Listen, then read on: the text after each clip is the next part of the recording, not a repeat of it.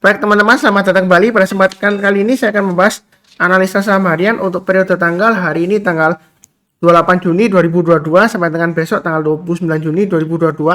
Jadi seperti biasanya untuk analisa saham harian ini waktu saya bahas adalah sesi 1 break ya. Jamnya sekarang jam 1 lebih 05 waktu Indonesia bagian barat. Seperti biasanya saya akan bahas 16 saham. Ini bagian kedua saya bahas 8 saham. Tadi bagian pertama saya sudah saya bahas 8 saham ya. BBCA, Boga, Pegas, BP Tower, UNTR, UNVR, TCPI ya. Jadi sudah saya bahas 8 saham. Linknya dari video deskripsi bawah ini. Nah, untuk bagian kedua ini saya akan bahas 8 saham yang lainnya. Saya mulai langsung dengan yang pertama adalah untuk Mari Mahaka Radio Integra ya. Jadi hari ini dia rebound, naiknya tinggi, volumenya tinggi. Apakah sudah saatnya buy Pak Sunar? Jadi kalau kita perhatikan di sini memang secara trennya untuk Mari ini masih cenderung downtrend ya. Jadi saya coba gambarkan menggunakan rumus pakai Fibonacci retracement ya. Jadi saya pakai Fibonacci retracement, saya ambil dari swing high-nya di sini dan swing low-nya di sini ya. Jadi sebentar saya gambarkan di sini ya, lebih ya. Jadi berdasarkan Fibonacci retracement-nya, kalau mau amannya ya, kalau mau buy Mari, nah itu kita harus tunggu minimal kalau dia sudah berhasil naik ke atas 38,2%.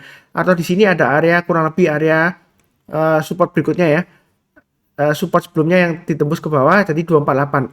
Jadi amannya memang harus tunggu naik ke atas 248 baru kita buy. Tapi di sini ada Fibonacci retracement 23,6% ya, pas ya, kurang lebih di area resistennya di sini ya.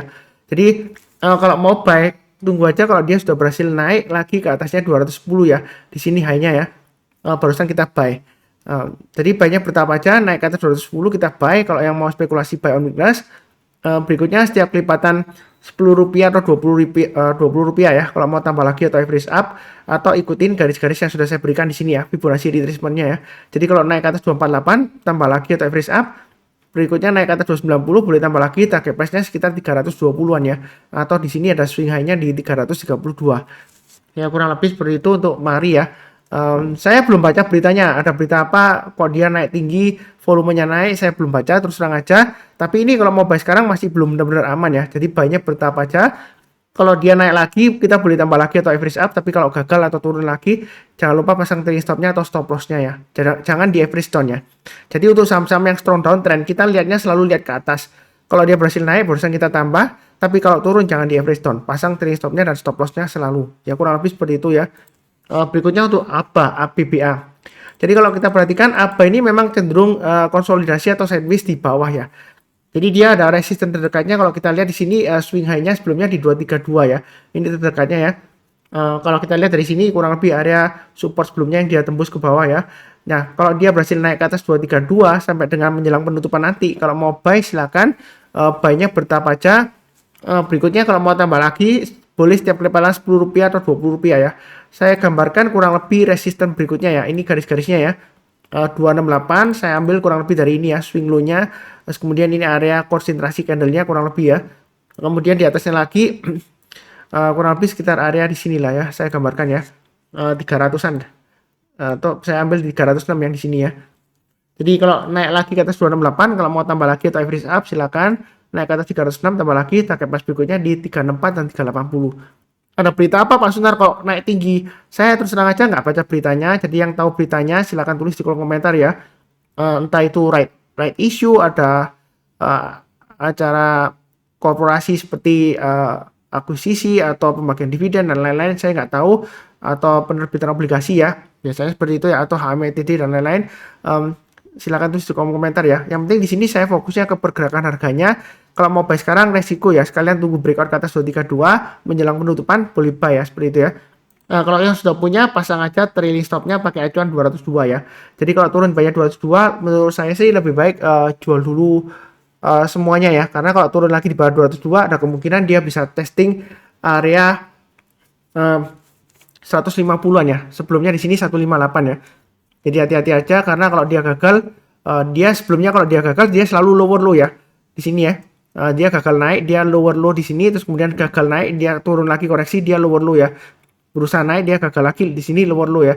Jadi kalau turun di banyak 202, saran saya kalau yang sudah punya lebih baik kurangi posisi atau jual dulu semuanya. Kalau mau buyback atau kalau yang belum punya, kalau mau buy high sell higher, naik ke atas 232 boleh buy ya. banyak bertahap aja, kurang lebih seperti itu strateginya untuk ABA. Oke, berikutnya untuk Medco. Medco secara trennya sebenarnya uptrendnya masih cukup bagus ya. Ini MA20-nya masih mengarah ke atas. Jadi kalau mau buy on weakness ini sudah saya gambarkan area 625 ya. Jadi di sini yang ngikutin channel saya harusnya sudah pasang automatic order buy, naik ke atas 650 boleh buy up atau tambah lagi ya. Nah, yang belum punya apakah boleh buy sekarang Pak Sunar? Boleh. Target price berikutnya di 695 dan 720. Kalau yang sudah punya pasang stop loss-nya di 625. Yang misalnya Pak Sunar tunggu aja buy on weakness boleh tunggu di 625, 590 maksimum di 555 ya. Jadi buy on weakness itu kalau dia koreksi ya nyentuh atau berhasil rebound ya, ketika dia nyentuh atau turun kemudian dia berhasil rebound besoknya atau menjelang penutupannya, di sanalah kesempatan kita untuk buy. Jadi buy-nya bertahap aja, jangan terlalu takut tapi jangan terlalu agresif ya. Kalau naik boleh kita tambah lagi atau average up ya, tapi kalau turun jangan di average down ya, pasang trailing stop-nya atau stop loss-nya. Strateginya seperti itu ya, kurang lebih cukup ya. Berikutnya untuk ESA. ESA ini arahnya masih mengarah ke bawah. Area buy and rest memang saya sudah sebutkan di 1900. Ini gagal ya. Jadi sebenarnya masuk yang sebelumnya sudah buy mungkin kena stop loss ya Pak Sunar. Tapi kalau kali ini berhasil naik lagi ke atas 900 ya. Memang di sini tanggung ya karena sebelumnya gagal ya. Lebih baik pakai acuan 1000 aja untuk amannya. Jadi kalau mau buy tunggu naik ke atas 1000 kita barusan buy ya. Banyak bertahap aja. Karena ini trennya masih cenderung mengarah ke bawah. MA20-nya masih mengarah ke bawah. Kemudian harga sahamnya masih di bawahnya MA20-nya. Jadi kalau mau masuk sekarang atau buy sekarang sebenarnya masih resiko ya. Jadi jangan terlalu agresif. Naik ke atas 1000 barusan kita buy. Banyak bertahap aja. Setiap kelipatan Rp50 atau Rp100 kalau kita mau tambah lagi average up silakan ya. Kurang lebih strateginya seperti itu untuk ESA. Cukup ya. Berikutnya untuk Wika. Jadi untuk konstruksi BUMN sudah saya bahas di analisa saham mingguan. Wika ini memang kecenderungan dia masih sideways di bawah. Jadi kalau mau beli sekarang di grup kecil saya masih ada yang tanya ya, Pak Sunar apakah ketinggalan atau ketinggian kalau mau buy sekarang?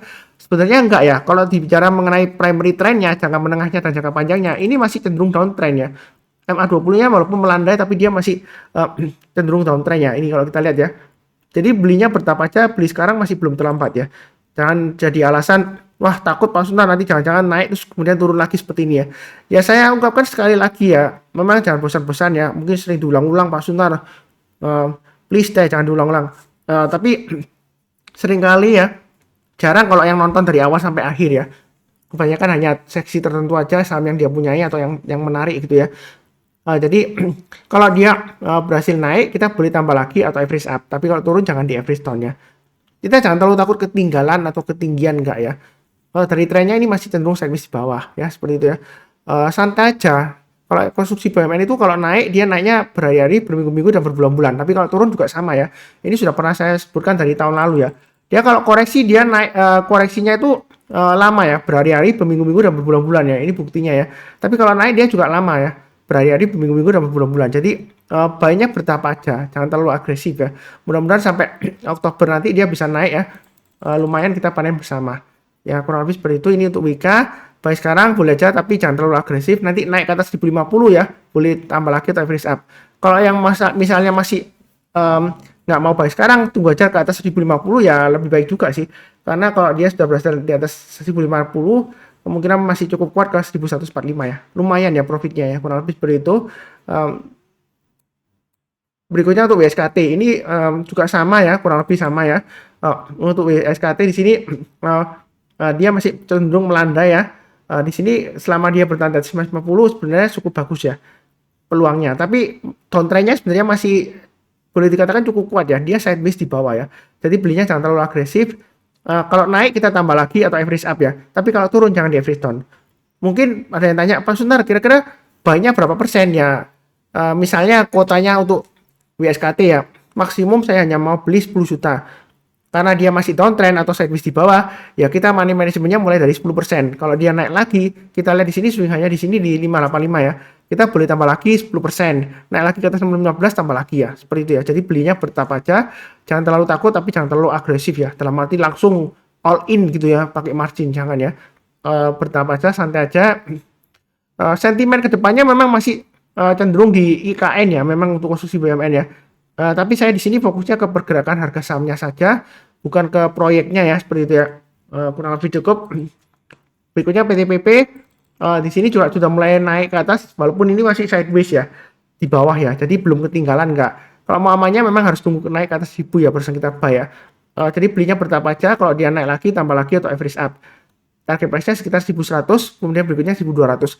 Jadi garis-garisnya ini sudah saya berikan untuk acuan average up ya. Kalau dia naik, kemudian kalau dia gagal lebih baik jual dulu ya. Kalau dia gagal turun di bawah 960, jual dulu sebagian atau semuanya juga boleh. Kalau dia turun lagi di bawahnya ini ya 925, saran saya jual dulu semuanya. Karena kalau masih di bawah 925, resikonya makin resiko turun lagi ke bawah ya. Jadi belinya bertahap aja, santai aja. Perlu diingat memang stop loss-nya agak jauh ya kalau konstruksi BUMN ya. Karena sebelumnya saya pasang terlalu dekat ya kena stop loss ya seperti itu ya. Tapi untungnya saya itu disiplin ya, dalam arti kalau dia berhasil rebound lagi saya buyback ya seperti itu ya. Memang sebelumnya di grup saya ada yang komentar ya, saya juga sering dengar juga ya. Kalau Anda cut loss, buyback, cut loss, buyback ya. Mungkin ada yang nyindir saya juga ya. Karena salah saya kadang-kadang memang gitu ya. Kalau cut loss ya kalau dia bagus ya kita buyback. Ada yang bilang gini, nanti keenaan sekuritasnya dong kalau kita cut loss terus buyback, cut loss, buyback ya, rugi di fee-nya. Padahal loh ongkos fee-nya sekuritas itu berapa sih? Dari ongkos fee beli ya, normalnya sekuritas itu ongkos fee belinya 0,15%, jualnya 0,25%. Nah, dari 0,15% dan 0,25% itu bukan semuanya masuk ke sekuritas ya. Ada sebagian masuk ke pajak, sebagian lagi masuk ke KSI atau biaya ke bursa ada ya seperti itu ya. Jadi fee-nya atau transaksi itu sebenarnya untuk sekuritas sebenarnya nggak banyak ya seperti itu ya. Kalau memang dia turun di banyak support terdekatnya atau support kuatnya yang kita rasa dia masih turun lagi ya kita jual dulu ya. Kalau dia sudah berhasil naik lagi kita berusaha buyback. Karena kunci sukses di saham itu ada 3, sabar, fokus, dan disiplin. Nah kalau kita disiplinnya hanya disiplin cut loss, nggak buyback ya akhirnya kita loss terus, kita nggak pernah profit. Karena kalau sudah berhasil naik lagi arahnya berbalik arah ke atas, kita nggak berani kejar, nggak berani buy high sell higher, masih mengharapkan harganya di bawah. Ya seperti itu ya. Ya kalau dia naik, kalau turun terus Anda average down ya, katanya sih murah ya seperti itu ya, murah. Kalau dia nggak bisa naik, nggak bisa buat kita profit ya, nggak bisa kita buat kita cuan ya, buat apa ya seperti itu ya. Ya anggap saja Anda beli barang lah, barang itu murah tapi barangnya kualitasnya jelek, ya buat apa Anda beli? Karena murahnya. Ya yang penting di sini kalau di saham ya, keuntungannya kan di saham kan ada 2, dari capital gain, yang kedua adalah dari dividen, baik itu dividen tunai maupun dividen cash ya seperti itu ya. Maksud saya dividen tunai atau dividen saham ya. Nah dari capital gain kan kita fokusnya ke pergerakan harganya, naik turunnya ya. Kalau dia turun ya kita jual dulu, kalau dia berhasil naik, trennya naik ya kita buyback ya seperti itu ya. Jadi fokus saya di trennya, bukan di fundamentalnya terus terang aja. Yang pasti fundamentalnya nggak terlalu jelek banget, nah seperti itu ya. Kalau kadang-kadang memang fundamentalnya jelek, harga sahamnya bisa naik tinggi ya bisa aja. Begitu juga sebaliknya, fundamentalnya bagus malah harga sahamnya turun ya bisa aja ya. Semuanya kalau kita bicara mengenai harga saham di pasar saham itu bergantung kepada demand dan supply ya. Jadi jangan lupa ya, itu prinsipnya. Belinya bertahap aja. Untuk PTPP belum ketinggalan kok yang mau buy sekarang. Jadi bertahap aja, pasang T-stop dan stop loss. Acuannya sudah saya berikan ya. Jadi trading itu mudah kalau sudah ada acuannya. Nah berikutnya ADI.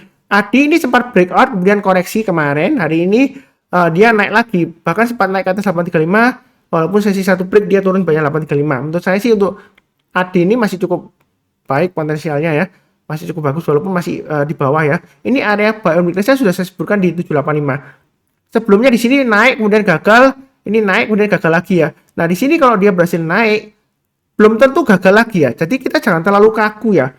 Jangan-jangan beranggapan, wah Pak Sunar saya nggak berani beli sekarang, saya tunggu aja di bawah gitu ya.